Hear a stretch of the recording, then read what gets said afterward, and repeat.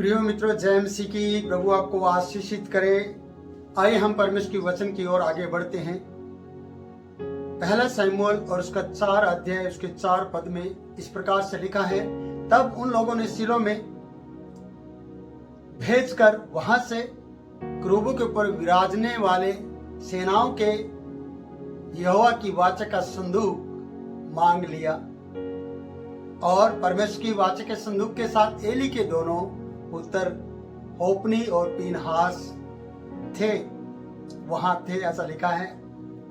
और उसके बाद जब यहोवा का वाचा का संदूक सामने में पहुंचा, तब सारे इजरायली इतने बल से ललकार उठे कि भूमि गूंज उठी। मैं परमेश्वर का धन्यवाद करता हूं इस वचन के लिए। ये वचन हमें इस प्रकार से बताता है कि जब हम पिछली वीडियो में देखते हैं, जिसका लिंक इस वीडियो में है, उसमें वहां पर हम देखते हैं कि वो हार गए। इजरायली लोग 4000 लोग मारे गए मैदान में। तब उनके विरुद्ध लोगों ने कहा, क्यों फलिस्तियों के द्वारा हम हार गए?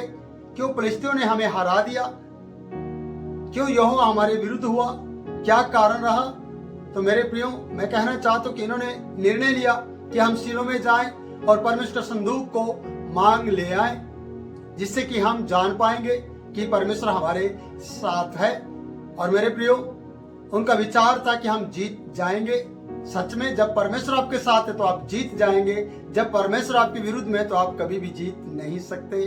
चाहे फिर आप पवित्रता का ढोसला करे, या फिर वाचा के संदूक को उठाए, या फिर बाइबल को साथ रखे, या बाइबल को गले से लगा के रखे, या बिस्तरे के तकिए के नीचे रखे, या फिर 24 घंटे उसे उठा कर रखे। जब तक आप उसके लिए अपने आप को पवित्र नहीं करते तो आप आगे नहीं बढ़ पाएंगे। यहाँ लिखा है कि करूबों पर विराजने वाले परमेश्वर सेनाओं का संदूक, परमेश्वर का संदूक वो ले आए। जब वो इजरायली सेना के बीच में लाए थे, लेकर आ रहे थे, तब उनके साथ ओपनी और पीनहास थे। और ओपनी और पीनहास के जीवन को आप जानते हैं कि क्या सचमुच में ये पवित्र लोग के द्वारा जीत पाएंगे? क्या इजरायली सचमुच में आप जीत जाएंगे? नहीं प्रियो, अगर ओपनी और पीनहास परमेश्वर की नजर में पवित्र होते तो ये सचमुच में जीत जाते। पर आज ओपनी और पीनहास उनके कुकर्म, उनके सारे बातें के कारण से ये जीतने वाले नहीं है।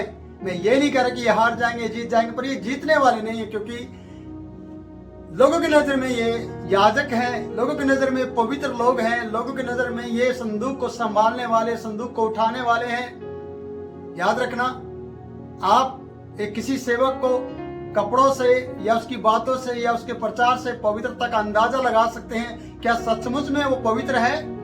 इसका निर्णय या इसका न्याय तो परमेश्वर के हाथ में है। जब उसके काम आप देखेंगे तब पता चलेगा कि अरे, परमेश्वर ने इस बार भी हमें हरवा दिया, इस बार भी हम हार गए।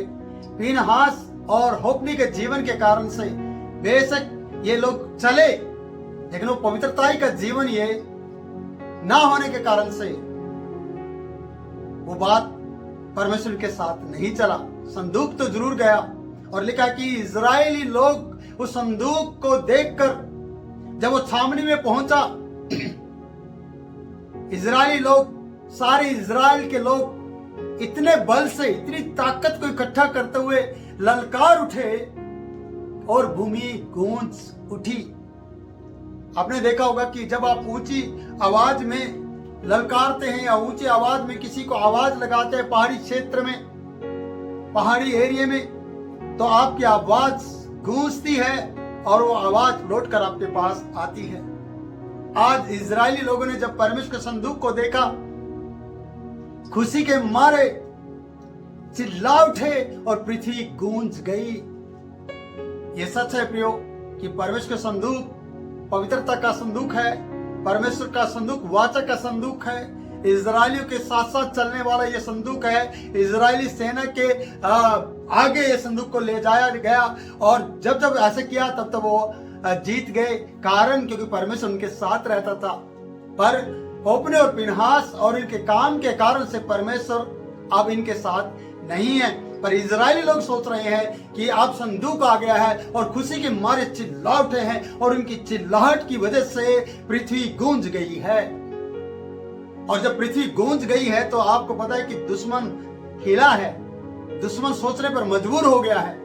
अगर सच में ये होप्नी और फिनहास इस तरीके से चिल्लाए होते परमेश्वर के सामने, एली चिल्लाया होता परमेश्वर के सामने, और ये फिनहास और होप्नी पवित्रता के साथ जीवन जिए होते, जीवन को व्यतीत किया होता, आज जो सचमुच में इस्राएली लोग चिल्लाए और पृथ्वी गूंज गई है, तो आज ये जीतते और यही आवाज और ज्यादा पवित्रता की आवाज बन जाती और दुश्मन इनकी आवाज से मैदान छोड़कर भाग जाता। प्रियो, पर अपवित्रता का जीवन, नापाक का जीवन, परमेश्वर के साथ सही रीति से ना चलने का जीवन, परमेश्वर की नजर में पाप करने का जीवन कभी भी आपको जीत नहीं दिला सकता। मैं आपको ये कहना चाहता हूं कि यहां पर लिखा है ललकार, यह ललकार ठीक है, पर ललकार भी पवित्रता के साथ होनी चाहिए। ललकारे भी तभी जब परमेश्वर आपके साथ हो, क्योंकि यरीहो की दीवार स्तुति और आराधना से 7 चक्कर काटने पर और 7वें दिन 7 चक्कर काटने से जमीन में धंस गई यरीहो की दीवार। मैं आपसे कहना चाहता हूं कि ये लोगों को, इजरायलियों को अभी भी मालूम है कि परमेश्वर बड़े बड़े काम करता है, क्योंकि इन्होंने मिस्र में परमेश्वर के कामों को देखा है। पर इन 2 झूठे याजकों की वजह से, होप्नी और फिनहास की वजह से, पवित्रता के साथ जीवन ना बिताने की वजह से आज इनके ललकार तो बुलंद है, पर इनके अगुआ बुलंद आवाज नहीं कर सकते। वो परमेश्वर को सही रीति से नहीं मान रहे हैं और वो परमेश्वर को हमेशा धोखा देते हैं। इसलिए कई बार आप अपने सेवक, अपने पासवान पर भरोसा करके चल रहे होंगे और सच्चे जीवित परमेश्वर को आप पहचान नहीं पा रहे होंगे, और आप अपने सेवक को भी पहचान नहीं पा रहे कि वो परमेश्वर की नजर में सही चल रहा है या नहीं चल रहा है। इसके कारण से मेरे प्रियो, बहुत से सेवक परमेश्वर को रिश्त दिलाते हैं, धोखा दिलाते हैं, और बहुत से सेवक परमेश्वर की नजर में अच्छा ना करके अपनी प्रजा पर दुख ले आते हैं। होप्नी और फिनहास और एली की वजह से पूरे इजराइल के ऊपर कहता है सताव आ रहा था, वो हार रहे थे। यहाँ कहता है कि वो इतने जोर से ललकारे की भूमि गूंज उठी। मैं हमेशा कहता हूं कि अच्छी बात है, पर वो लोग, उनके जीवन नहीं, क्योंकि पवित्रता के संदूक के साथ पवित्र लोग नहीं चल रहे थे। इजराइल भी कहीं न कहीं परमेश्वर को भूल गया था। इजराइल भी अच्छी रीति से परमेश्वर की आराधना नहीं कर रहा था। वो अपने याजक को बदलने नहीं चाह रहे थे। मेरे प्रियो, वो अब उन्हें पता चला था कि शमूएल नबी होने के लिए नियुक्त किया गया है, लेकिन वो शमूएल पर भी सही से भरोसा नहीं कर पा रहे थे। उन्होंने शमूएल को नहीं लिया, बल्कि उन्होंने संदूक को लिया और फिनहास और होप्नी उनके साथ चल दिए। जब पवित्र लोग आपके साथ नहीं चलेंगे तो आप हार जाएंगे, आप नापाक हो जाएंगे, क्योंकि आप पापियों की मंडली में जब आप बैठेंगे, भजन संहिता 1 कहता है, धन्य है वो लोग जो दुष्टों की युक्ति पर नहीं चलता, ना पापियों की मंडली में खड़ा होता है, न ठट्टा करने वाले की मंडली में बैठता है। ये सच है। और ये ठट्टा करने वाले लोग, मजाक करने वाले लोग, व्यभिचार करने वाले लोग, फिनहास और होप्नी, यहाँ पर हम उनको देखते हैं, वो भी वहां थे, ऐसा लिखा है। वो इस मंडली में और इस युद्ध में शामिल थे। वो चिल्ला नहीं रहे होंगे, क्योंकि उनके पाप उन्हें चिल्लाने पर मजबूर नहीं कर सकते, क्योंकि वो पवित्र नहीं थे। पर इजराइल लोगों ने परमेश्वर के संदूक को देखा कि परमेश्वर हमारे बीच में आ गया है, इसलिए वो खुशी के मारे चिल्लाए थे। प्रियो, मैं आपसे कहना चाहता हूं, आप बेशक ललकारें, आप बेशक चिल्लाएं, कुछ भी करें, अगर आप परमेश्वर को पवित्रता के साथ नहीं मान रहे हैं, आप परमेश्वर के साथ अपना पवित्रता का रिश्ता नहीं बिता रहे हैं, तो आपकी चिल्लाहट का कोई मतलब नहीं है। आपकी चिल्लाहट लोगों तक जा सकती है, परमेश्वर तक नहीं।